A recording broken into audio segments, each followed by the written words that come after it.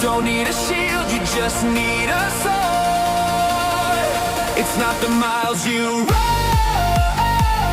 it's the angle of the gun. It's not the heavy load, it's the code in the road. One tiny turn, let the old ways burn. Are you ready to turn? Just two millimeters away. Just two.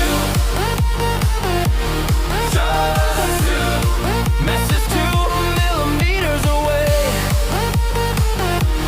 So change the angle, the world is yours.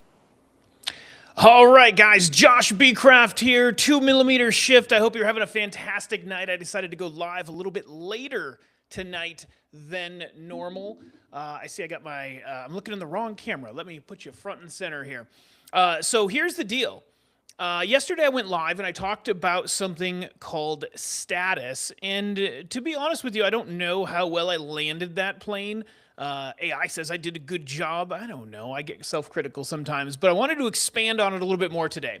Now, what I was talking about yesterday was status. You should definitely go watch the video, but the real crux of it is that everybody's living up to their own version of what status means in their own mind, right? And anything that challenges that status, particularly at the level of safety and security, is ultimately the thing that wins in their psychology. Like you can't outdo somebody's own sense of status. You can only help them reshape it to be a little more in line with what you're thinking. And so I was talking about it from a level of influence. Today, I want to take that up a notch to a more connected idea. All right. And this is something I've been teaching my private students, my private coaching. I've been going on about 5 weeks, just unpacking this whole concept for everybody. And it's really, really important. I've got it to where it's really, really simple. Your brand is not a brand for real unless it has an enemy. Okay? Now, how we define that enemy does a whole bunch of things for us. In fact, it reorganizes a lot. If we look at it even from our own personal psychology, like what we stand against is 99% of the time much more motivating than what we stand for. And there's some interesting reasons for that, because once something is defined an enemy, you automatically shift your inner status programming to always rise above that, to always be better than, ahead of, away from. When something physiologically in our life is deemed negative, the mind does everything it can to either avoid it or properly account for it in the right ways. Now, there's some gray areas on that, right? Like, well, if like everything that was deemed negative, like everybody would just be rich, right? Nobody wants to be broke. But there's a difference. When you've defined the enemy and what you optimize for within the status profiles, that might not be as obvious as it seems like, because it's an inner thing, right? It's not an outer world thing, and it's certainly not my opinion of anybody's status. It's their own opinion of their own status, and they all make that up. And the enemy really helps define that. So how does this work with brands? Well, check this out. You've got brands like Nike, right? What do you think Nike's enemy is? Well, it's laziness. Of course, like just do it, right? Like it's real simple. What do you think Apple's enemy is? It's complexity, right? Like simple, sleek design. None of the complex things that the other guys do, right? What do you think Tesla's enemy was? Fossil fuels, right? They took a stand against these things and people went, you know what? I'm against that too. And you look at the tribe that Apple has built, right? You got these people. I'm not an Apple iPhone guy, and I know that's like blasphemy to large groups of people. But here's what's crazy to me, right? Like you have an iPhone launch.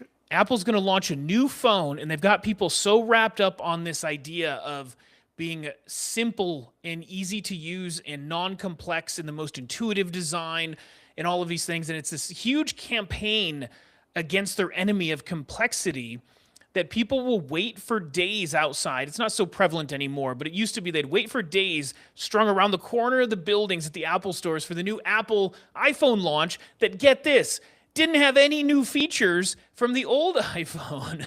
Like it's very rare that there was a massive upgrade from iPhone to iPhone, right? In the generations. So That's a level of brand that you can't possibly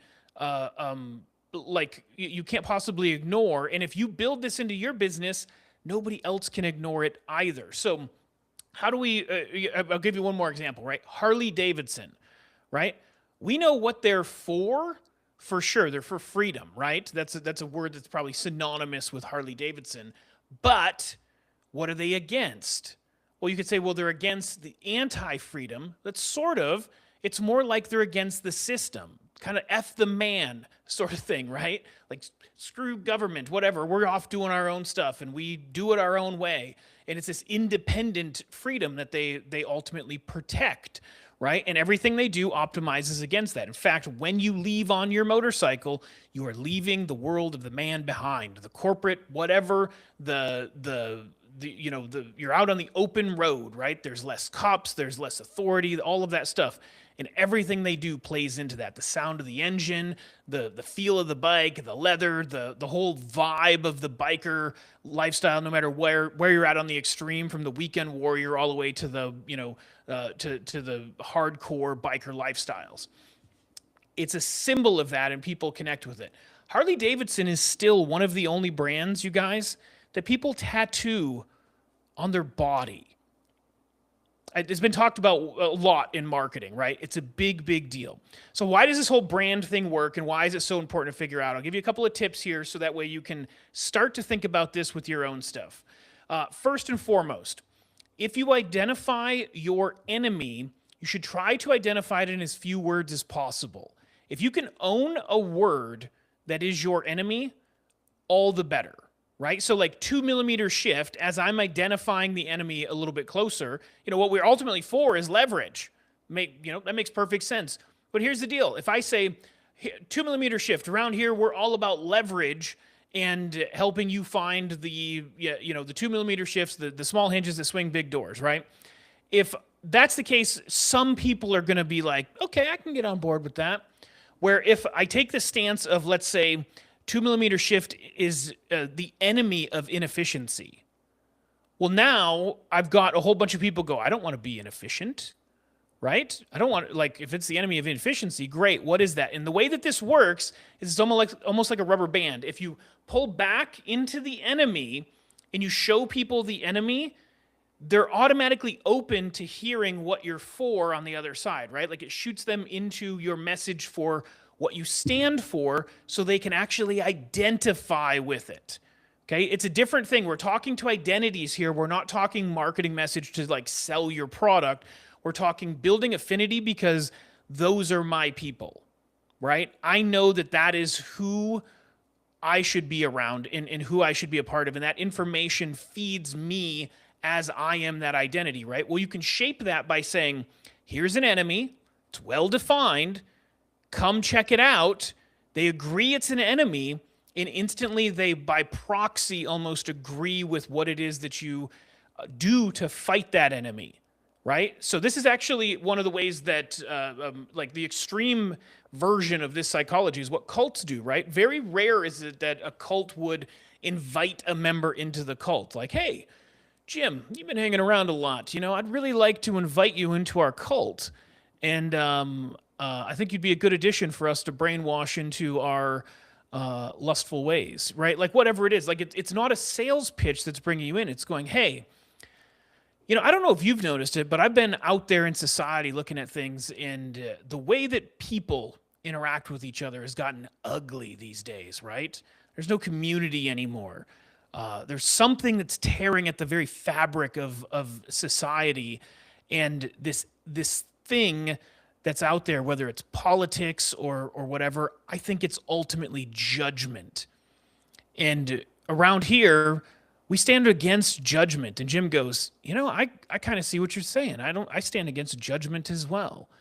And then they go, great, let's show you what connection and family looks like. There's no judgment here.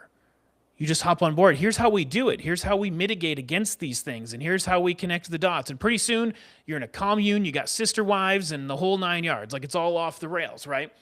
But it starts with this identity thing. And in marketing, it's nowhere near as extreme as the cult thing. Don't promise you, I'm not teaching you how to start a cult. And if you go do that with this information, shame on you. Right. And I mean, unless it's a cult around like, Doritos or something like Cool Ranch, would probably be a good cult. We could just hang out and eat Cool Ranch Doritos. Right. But in any event, how this plays into your marketing, you want to try to identify it down to one word, 2 words, 3 words, like a short phrase if you have to. And then you want to command that in all of your marketing. Hey, around here we stand against this because that equals this, and that equals this, and that equals this. Therefore, we are for this, this, and this. Welcome to the show. Right? And that's it. That's all that it has to be. So if I was going to do this, and I haven't written this down, I'm doing this totally off the cuff.